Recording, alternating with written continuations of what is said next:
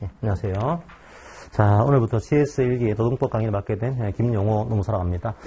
우리가 GS 연기에서는 전반적인 노동법의 틀들을 좀 담는, 그러니까 일종의 뭐 이해 중심으로 이제 강의를 했다고 한다면, GS1기부터는 좀 쟁점 중심으로 여러분들이 공부를 하셔야 되고, 또 한 가지는 이제 아무래도 시험을 보셔야 되는 분들이니까 시험에 적합한 식으로 이제 공부를 하셔야 됩니다. 그러니까 여러분들이 이제 요즘 노동법 시험은 거의 다 사례 문제거든요. 약수령이 이제 거의 안 나와요. 과거에는 약수 문제가 좀 나왔었는데, 이제는 거의 사례로 나오기 때문에, 일단은 여러분들이 채점을 교수님들이 어떻게 하시는지 이걸 좀 이해할 필요가 있습니다. 그래서 보통 이제 틀은 이래요. 사례 연습의 틀은 일반적으로 논점을 찾고요. 이걸 뭐 논점의 정리 혹은 문제의 소재라고 하기도 하고, 그 다음에 논점을 풀기 위한 이제 관련 법리가 나오는 겁니다. 이제 관련 법리는 크게 두 가지죠. 하나가 법이고, 혹은 시행령. 자, 그 다음에 이 문제에 대한 판례가 되겠죠. 물론 이제 가운데 학설이 경우에 따라서는 들어갈 수 있습니다. 들어갈 수 있는데 학설은 뭐 들어가더라도 배점이 크진 않아요. 단지 이제 여러분들이 학설이 들어가게 되면 약간 스무스하게 흘러가는 그런 흐름들이 있고, 그 다음에 또 한 가지는 학설이 들어가면 아무래도 교수님 입장에서는 채점하실 때 공부를 좀 한 흔적이 보이니까 아무래도 인간인지라 조금 더 이제 점수를 더 주고 싶은 마음이 들 수가 있어요. 그래서 학설은 배점이 크진 않지만 그래도 필요한 것들은 가볍게라도 언급하는 것이 좋겠다 이렇게 생각하고요. 그 다음에 이제 요걸 가지고서 논점을 해결하는 거죠. 사안을 푸는 겁니다. 이제 사안의 적용. 그 다음 마지막 결론을 내립니다. 보통 이렇게 해서 보통 교수님들이 채점 기준을 만들어가지고 채점을 하는 구조예요. 그러니까 어떻게 보통 채점하는가 하면은 대개 이 논점하고 결론 파트가 유사한 배점이 들어갑니다. 이게 옛날에 변호사 시험 같은 거 보시게 되면 변호사 시험은 40점짜리로 많이 나왔거든요. 그래서 이게 40점으로 이해하게 되면은 약 얘를 한 5점 이렇게. 이게 40점으로 이해하게 되면요. 그 다음에 이 관련 법리를 가지고서 얘를 한 15점, 얘를 한 15점 이렇게 하기도 하고, 얘를 20점, 얘를 10점 이렇게 하기도 하고, 그래서 이제 거의 이제 논점하고 결론 부분은 거의 유사한 배점이 들어가고, 관련 법리라든지 사안 적용은 사안에 따라서, 만약에 이제 사안 적용이 중요한 사안이면은 동일한 배점이 들어갈 수도 있고요. 경우에 따라서는 이제 사안 적용은 크게 중요하지 않다. 오히려 법령이나 판례를 잘 알고 있냐, 이게 중요하다. 이때는 이 배점을 좀 더 크게 해서 들어가는 이런 구조로 나올 수가 있습니다. 요걸 이제 우리 시험에 대입을 하게 되면은 우리도 비슷한 거죠, 이게. 우리는 25점짜리가 나옵니다. 그럼 25점짜리 하게 되면 보통 논점에서 한 3점, 내지 한 여기도 한 3점 정도, 혹은 여기는 한 2점 정도 나올 수도 있어요. 거의 유사한 구조를 떼게 되는 거죠. 그 다음에 관련 법리에 대해서 이제 예를 들면 여기서 한 9점, 여기서 한 9점 이런 식으로, 8점, 9점 이런 식으로 나올 수 있겠죠. 자, 여기서 한 10점. 10점, 10점. 이렇게 하게 되면 약 25점짜리 나오는 거죠. 이렇게 돼 있습니다. 뭐 경우에 따라서 얘가 한 경우에 따라서 얘가 한 3점, 2점, 얘는 한 8점 이런 식으로 할 수도 있고요. 그래서 여러분들이 약간 점수를 따먹는 그런 개념이기 때문에 논점이나 이런 것들을 놓치면 안 되고요. 요 3점짜리도 중요한 그 배점이거든요. 그 다음에 결론을 놓치면 안 돼요. 결론도 배점이 있다 보니까 결론도 적으셔야 되는 구조가 만들어집니다.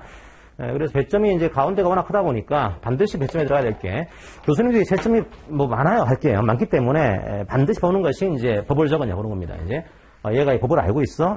과연 이 문제를 풀기 위한 법을 알고서 적고 있는 거야? 이걸 보시거든요. 그래서 여러분들이 가급적이면 이제 문제를 적으실 때 이 법이 좀 눈에 띄게 이제, 그러니까 이게 너무 이제 문장에 녹여 들어가지 않고 처음부터 법이 뭔지 보일 수 있게 그렇게 약간 적어주는 게 바람직합니다.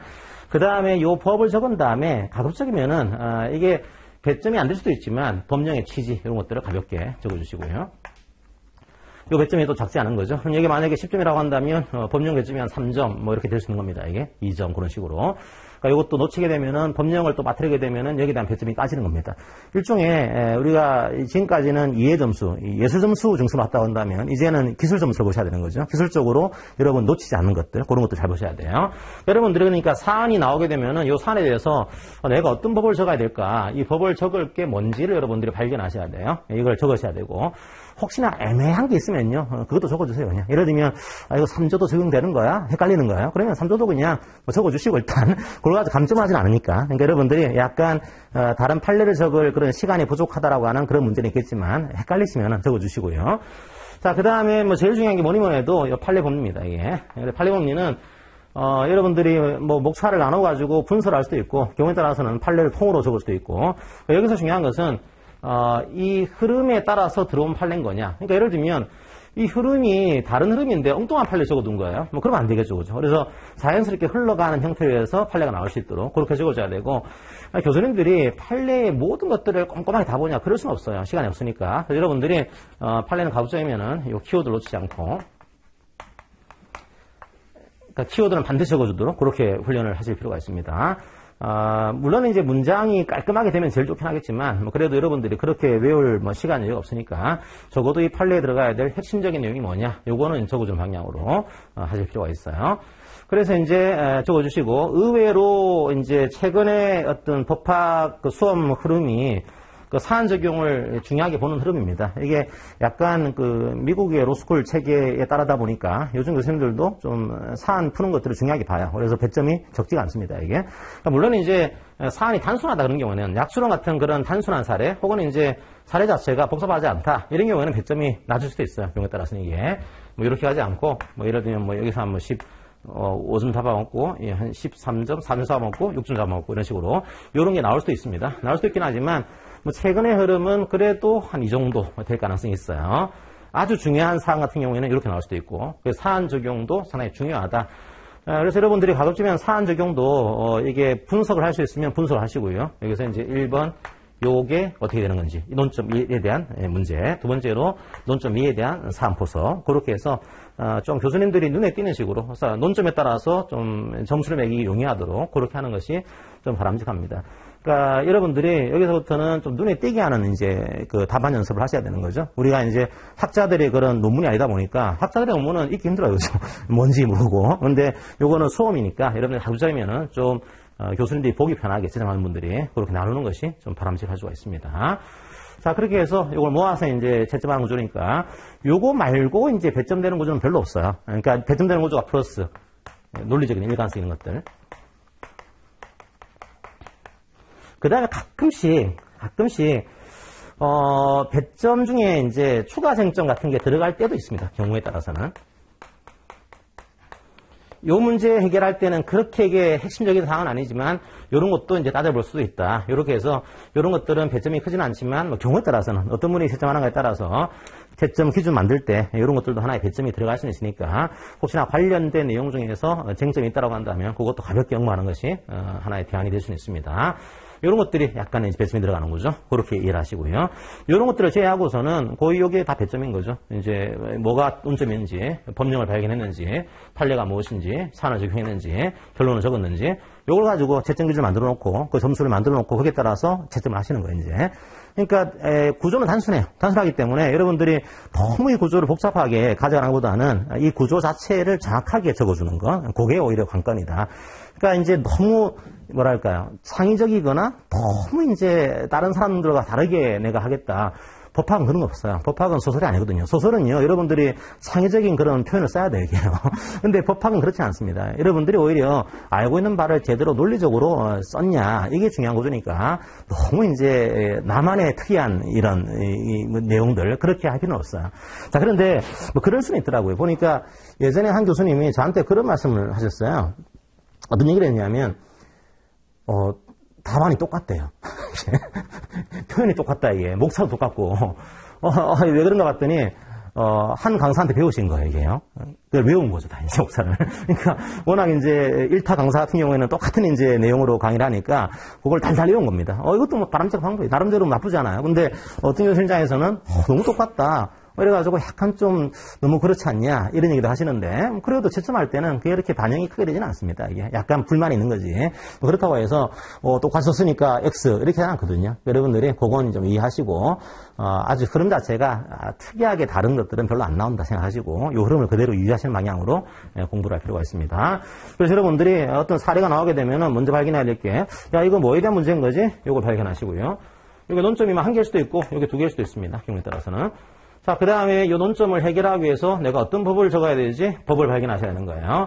그러니까 제가 지금 법전 안 들고 왔는데, 이제부터는 약간 법전을 좀 익숙하게 보셔야 됩니다. 그러니까 여러분들이 이제 법을 가지고 이제 판례는 안 주어져요. 이게 판례는 여러분들이 암기를 좀 하셔야 되고 주어지는 거는 법전이니까 항상 법전을 익숙하게 볼 수 있도록 내가 지금 찾으려고 하는 법 조문이 어디에 있는 것인지 그게 시험장 하면은 헷갈려요 실제로. 여러분들이 자주 보셔야 됩니다. 자주 보셔가지고 적어도 그 문제에 대한 조문이 어디에 있는 것인지 그거를 이제 발견을 좀 해내셔야 돼요. 자주 법전을 보셔야 되고요.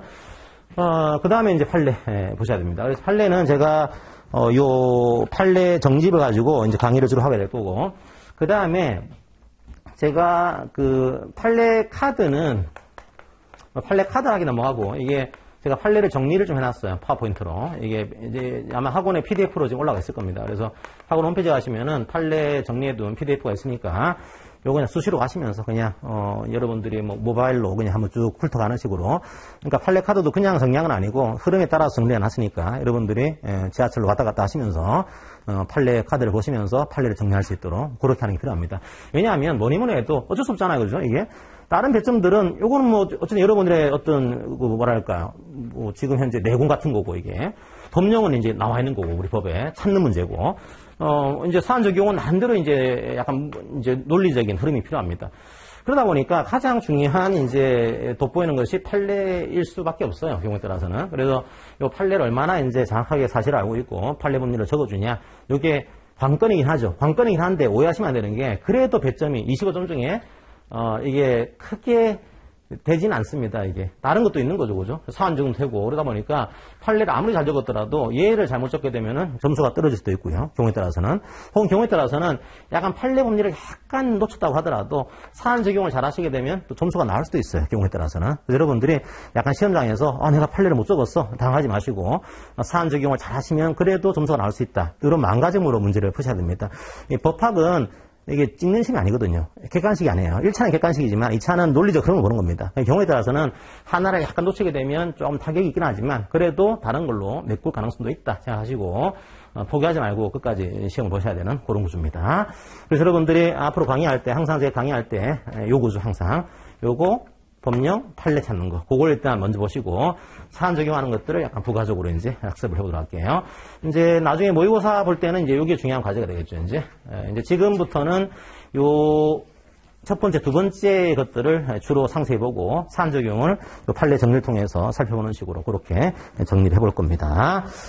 자, 그렇게 하시고 제가 주로 사례를 보여드리면서 교재를 같이 보는 식으로 그렇게 시간은 진행하도록 하겠습니다. 제가 이제 이게 뭐 A급이냐, B급이냐, C급이냐 이런 게 나오긴 한데 저도 몰라요, 사실은.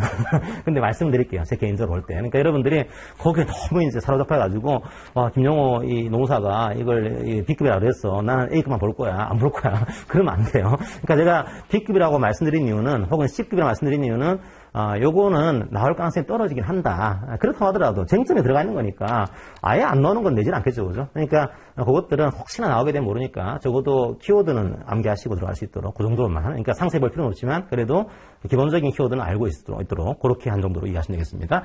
제가 이렇게 정리해 드릴게요. 그러니까 가장 압도적으로 중요한 거 S급으로 이렇게 정리해 드리고요. 그 다음에 있는 것이 A급 이렇게 말씀드리겠습니다. 그러니까 S급과 A급은 이건 진짜 최근 기출도 안 됐고 중요한 판례고 그런 것들. A급은 S급에 비해서는 떨어지지만 전통적으로 혹은 최근 판례 중에서 중요한 것들 그렇게 말씀드리고요. B급은 가능성이 A급보다는 떨어지는 주제이긴 한데 그래도 약간 그 불이타로 나올 수도 있는 그런 내용들 말씀드립니다. C급은 그냥 교재 분량을 채우기 위해서.